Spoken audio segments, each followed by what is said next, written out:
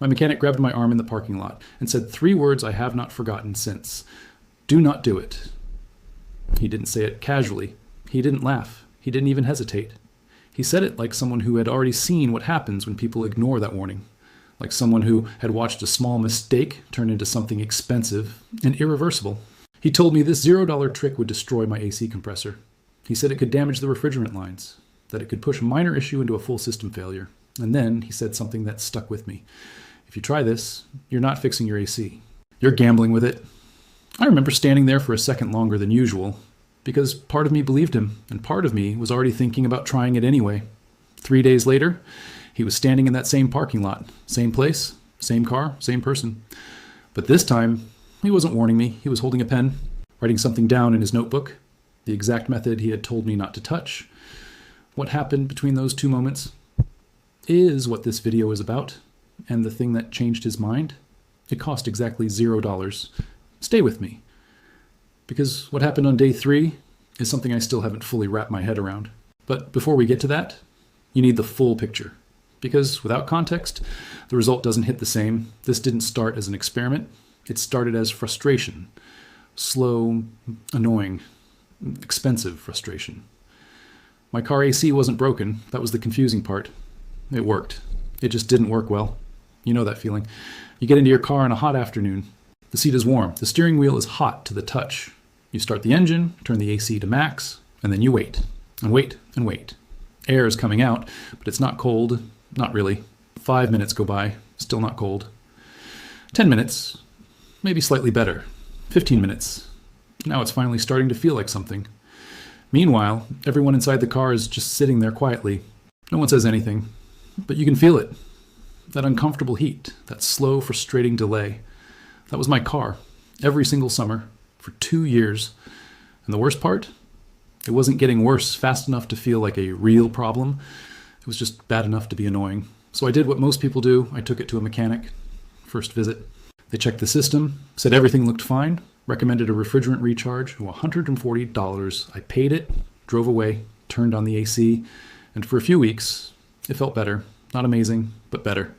Then slowly, it went right back. Same delay, same weak cooling, same frustration. Second visit, different shop. Full diagnostic, $60. They checked everything again. Compressor, pressure, leaks, airflow, nothing. Their conclusion, it's just an older system. Reduced efficiency. Normal wear. Translation, nothing is broken, but nothing is great either. Total spent so far, $200. Total improvement, temporary. And that's the moment something clicked. I wasn't fixing the problem, I was chasing it. So I stopped going to shops and started looking for answers. Myself. Forums, videos, random discussions, people arguing in comment sections, and somewhere in all of that noise, I found the trick. A simple method. No tools, no parts, no cost.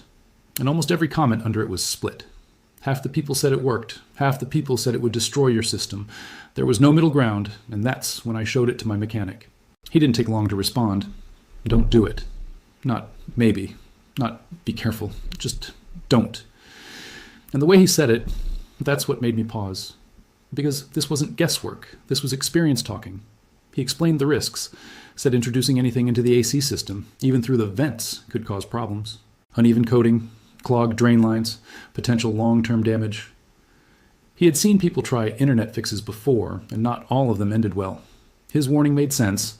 Logically, it made sense, but something else also made sense. None of the things I had already tried worked, so now I had 2 choices. Trust experience, or test reality. And here's the part that mattered most to me.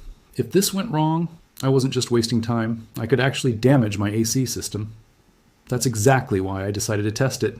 Not casually, not randomly, properly. Because if I was going to take the risk, I wanted real answers, not opinions. So I set up a controlled test. 3 days, same time every day. Same conditions, same process. No guessing. No, it feels colder. Everything measured. 2 main metrics. First, cabin cooldown time. How long it takes to go from hot interior to comfortable temperature. Second, vent temperature, measured directly at the center vent. Thermometer, stopwatch. That's it. No assumptions, no shortcuts, just numbers. Because numbers don't argue, they don't guess. They don't care what you expect. They just show you what's real. Day 1, baseline, before touching anything. I tested the car exactly as it was. Same afternoon heat, same parking spot. 3 separate runs. Start the engine. Turn AC to max. Start timing. Run 1. Run 2. Run 3. Average cooldown time? 3 minutes. Then vent temperature. After 15 minutes of AC running at full. 40 degrees Fahrenheit. That was my starting point. I wrote everything down, took photos, checked the drain line. Normal? Everything normal. That's important, because if something goes wrong later, you need to know where you started. This is what separates a real test from a random guess. Numbers before, numbers after. Nothing else matters. And at this point, everything still made sense. The system wasn't broken. It was just underperforming. Exactly what the mechanic said. But what I didn't know yet was how much of that underperformance was actually being caused by something I couldn't see. Something building up slowly, over time, without any obvious signs. And that's where everything starts to change. There is one part of your AC system that most people never think about. The evaporator coil. That's where cooling actually happens. But over time, it gets covered. Dust, moisture, bacteria, a thin layer builds up, and that layer blocks cooling, like wrapping something cold in a blanket. It's still cold, but you don't feel it properly. That's what was happening in my car. For 2 years, I was fixing everything else except the actual cause. Now, the method I found was simple. Equal parts, white vinegar and distilled water, mix it, spray it into the cabin air intake, AC on, recirculation mode, fan medium, about 10-15 sprays. Then let the system run for 15 minutes. That's it. Nothing enters the compressor. Nothing touches the sealed system. It just flows over the coil and drains out normally. I stood there for a second before doing it because this was the moment. Do it or don't. But I had already spent 2 years and $200 on the wrong solution. So I did it, sprayed, waited, let it run, checked underneath, water dripping, normal, no issues. I wasn't expecting anything yet, but out of curiosity, I checked the vent temperature. 2 degree baseline was 44. I didn't count it, but I wrote it down. Day 2, same test, same conditions. 3 runs, average cooldown time. 19 minutes, baseline was 23. Vent temperature, 41 degree F now. Something didn't feel right, so I checked the thermometer. Battery, calibration. Repeated tests, same result. 1 degef every time. At that moment, this stopped feeling random, so I called my mechanic. Didn't tell him what I used, just gave him the numbers. He said it's probably normal variation. Maybe he was right, but I had 1 more day left. And day 3 was going to decide everything. By day 3, I wasn't expecting improvement anymore. I was expecting something to go wrong. Same test, same time, same process. Run 1, 17 minutes. Run 2, 17 minutes. Run 3, 16 minutes, 40 seconds. That's 6 minutes faster than baseline. Then vent temperature, 39 degree or 5 degrees colder. No issues, no damage, no warning signs, everything normal. That's when it hit me. For 2 years, I was solving the wrong problem. I drove straight to my mechanic, showed him the numbers, before, after. He didn't say anything at first, just looked, then asked, "What did you use? White vinegar mixed with water?" "That's it." He paused, then said, "I've never seen anyone measure it." He took out his notebook and wrote it down. 3 days earlier, he told me not to do it. Now he was writing it down. The only thing that changed?